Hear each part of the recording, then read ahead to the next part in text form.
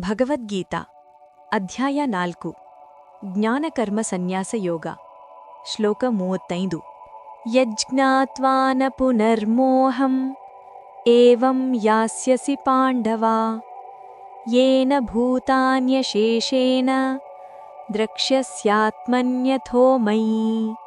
ಕನ್ನಡ ಅನುವಾದ. ಓ ಪಾಂಡವನೇ, ಈ ಜ್ಞಾನವನ್ನು ಅರಿತ ನಂತರ ನೀನು ಮತ್ತೆ ಮೋಹಕ್ಕೆ ಒಳಗಾಗುವುದಿಲ್ಲ. ಈ ಜ್ಞಾನದಿಂದಲೇ ಎಲ್ಲಾ ಜೀವಿಗಳನ್ನು ನಿನ್ನ ಆತ್ಮದಲ್ಲಿಯೂ ಮತ್ತು ನನ್ನಲ್ಲಿಯೂ ಕಾಣುವೆ.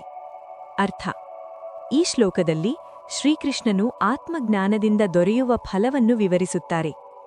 ಜ್ಞಾನೋದಯವಾದ ಮೇಲೆ ಭ್ರಮೆ, ಭೇದಭಾವ ಮತ್ತು ಅಜ್ಞಾನ ಲಯವಾಗುತ್ತವೆ. ಸಾಧಕನು ಎಲ್ಲಾ ಜೀವಿಗಳಲ್ಲೂ ಒಂದೇ ಆತ್ಮತತ್ವವನ್ನು ಅನುಭವಿಸುತ್ತಾನೆ. ಇದು ದ್ವೈತದ ಅಂತ್ಯ ಮತ್ತು ಏಕತ್ವದ ಸಾಕ್ಷಾತ್ಕಾರ.